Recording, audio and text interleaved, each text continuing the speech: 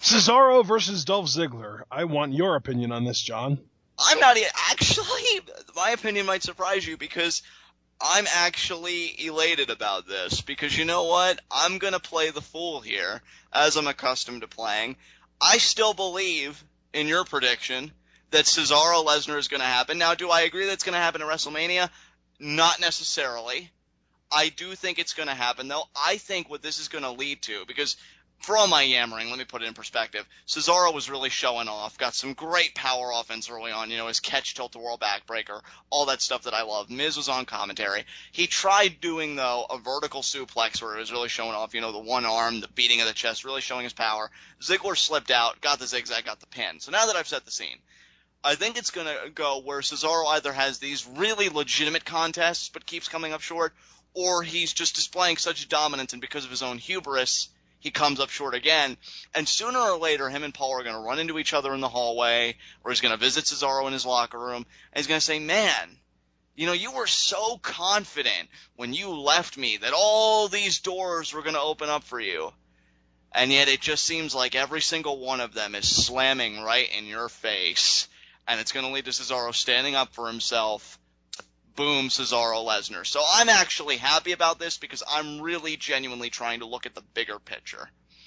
Now you go. And what if that never happens? If that never happens, Ashton, well, I'll tell you what actually will happen if that never happens. The same thing that usually happens. I sit down here, bib tucked in between my shirt, and I enjoy my nice helping of crow that I have for 10,000 times now. So really, I don't lose either way because I'd be elated for the one, and I'm incredibly used to the other. So, there you go.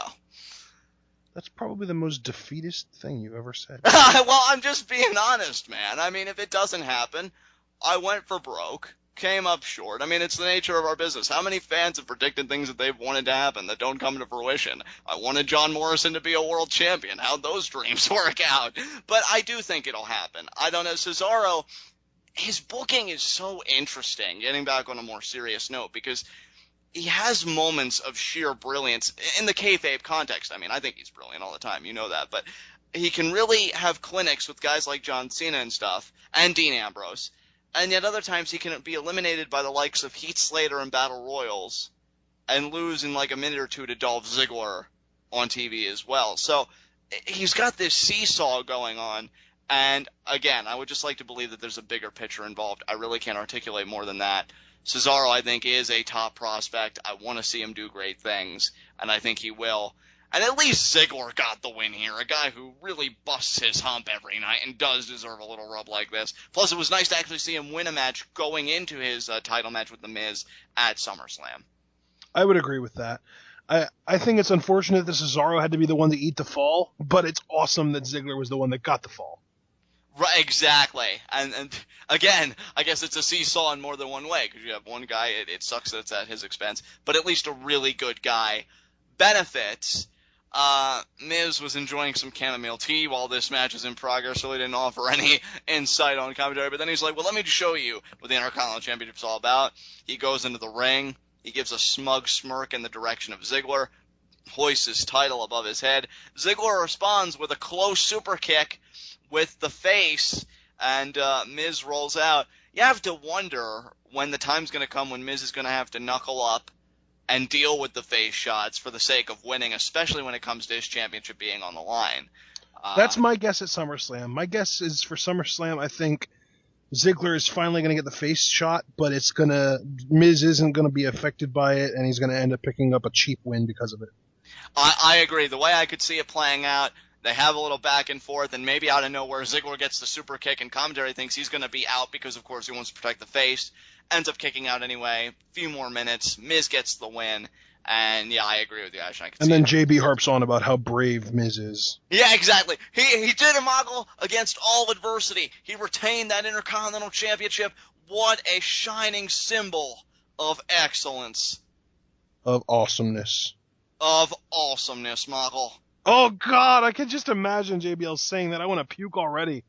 I know, right? See, now that's good heel commentary. Yeah, so it is. All right. Up next, we got to look back at SmackDown with Paige throwing AJ Lee off the stage. Tom Phillips backstage with Paige, who wishes AJ a speedy recovery. This was really awkward. This was probably one of my least favorite segments of the night. Paige talks about how it's a dream to be facing her idol at SummerSlam. She says she misses AJ and skips away. I like aggressive, angry heel Paige, not passive-aggressive, trying to be cutesy and obnoxious heel Paige. Yeah, this isn't working for me anymore. When was it working for you, John? Beg pardon? When was it working for you? Her initial turn, I thought, well, this could really be good. And I'll even admit when she threw AJ off the stage, like, I like that too. But here's the thing. We already have, well, technically, if you really want to be honest, we already have, like, two on the fringe, to use a WWE phrasing, type characters. You know, Dean Ambrose, everybody says is nuts. And AJ, who hates being called crazy or psycho or things like that. The idea that Paige could be dipping her toes in that water, no. I love the fire when she threw AJ over the announce table and screamed, "This is my house!" Like, that's the Paige that we should be seeing. If they want to reference her time on NXT and how nobody, when she was champion, could beat her, which, to use a Tyson Kidd term, was a fact.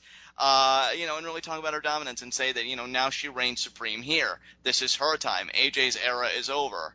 That would be great. But to play this, as you said, Ashton, passive-aggressive attitude, what does that do? What's the end game? I want a Paige that's proud of her actions, that's remorseless for her actions, and says, hey, if you're not careful with SummerSlam, I won't just be taking your title, I will be taking your career, and I'm more than capable of doing so. Make no apologies. This back and forth stuff, you could say it's psychological warfare, but that's not Paige's vibe at all to me. So. Yeah. Same here. I'm glad you said that the way you did. Thank you. All right. Up next, we had... what was next? Goldust versus Stardust... Or no, Goldust and Stardust, not versus, obviously. Versus Rybaxel. Though I do believe that match will be coming soon. How soon is anybody's guess. So you don't think they're going to go anywhere? You think they're done? I do think they're going to get a tag title match. As far as a tag title reign... Honestly, dude, I'm still sticking by my theory of Ascension as next champions. And then at that point, I think the ship has sailed for Goldstar, getting anything done championship-wise. What is there to really say about this match? You knew that Rybaxel was going to lose. We hadn't seen Goldstar in what feels like forever. I'm going to say that was actual time. Probably like 3 weeks, right, Ashton? Feels just about like that time. I think it might have been over a month, dude.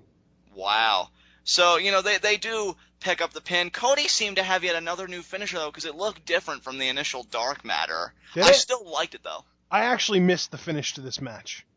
Oh, you did? I mean, I knew that Goldstar won, but I was paying attention to something on my computer when Cody hit the finishing move, so I missed that. Well, Curtis Axel ended up eating Dark Matter. Okay. Which, in turn, he also ended up eating the pin because of eating Dark Matter. Right. And Cody nailed it. I wonder what Dark Matter tastes like. Probably very heavy and violent and nasty. But, Cody, I think, had a different variation on it. It just looked different from the first time he executed it, to me. Still great form, though. I like how it looks. I still like Stardust. I'm glad now we're finally getting them in an in-ring capacity again.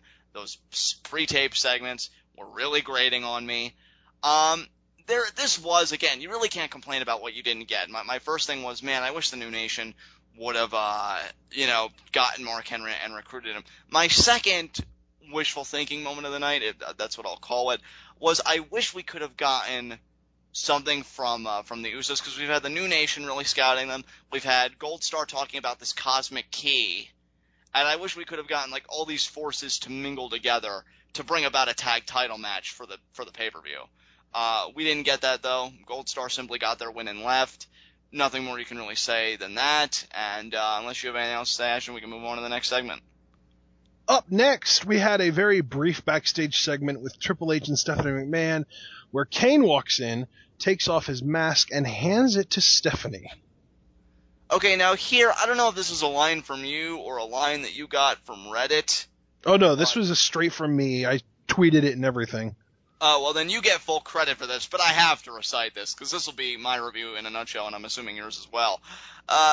Quote, Kane is about as good at picking whether he wants the mask or not as the Big Show is at picking whether he wants to be heel or face.